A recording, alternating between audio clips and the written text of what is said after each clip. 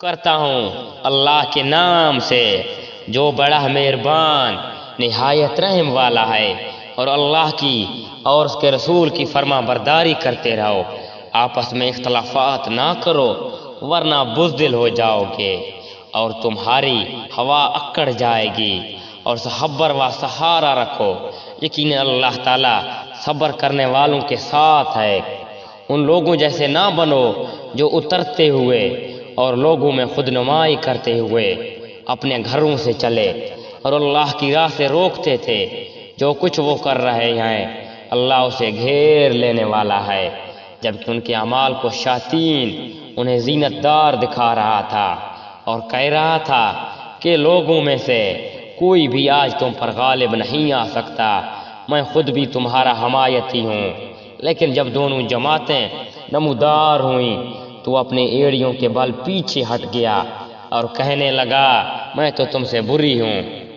میں وہ دیکھ رہا ہوں جو تم نہیں دیکھ سکتے، میں اللہ سے ڈرتا ہوں، اللہ تعالیٰ سخت عذاب والا ہے۔ جبکہ منافق لوگ کہہ رہے تھے، اور وہ بھی جن کے دلوں میں روگ تھا، کہ انہیں تو ان کے دین نے دھوکے میں ڈال دیا ہے۔ جو بھی اللہ پر بھروسہ کرے اللہ تعالیٰ بلا شک وہ شعبہ غلبے والا اور حکمت والا ہے۔ کاش کہ تو دیکھتا جب کہ فرشتے کافروں کی روح قبض کرتے ہیں، ان کے منہ پر اور ان کے سروں پر مار مارتے ہیں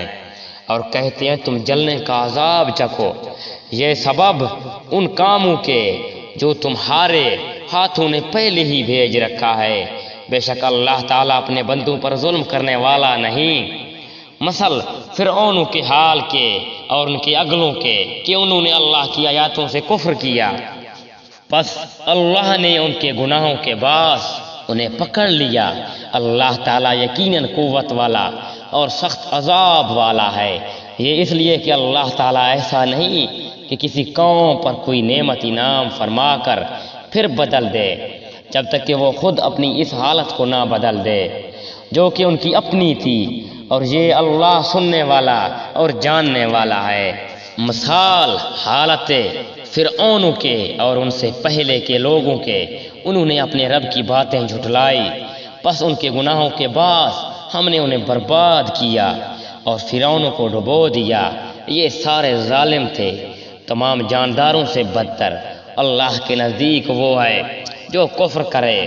پھر وہ ایمان نہ لائے جس سے آپ نے عہد و پیمان کر لیا، پھر بھی وہ اپنے عہد و پیمان کو ہر مرتبہ توڑ دیتے ہیں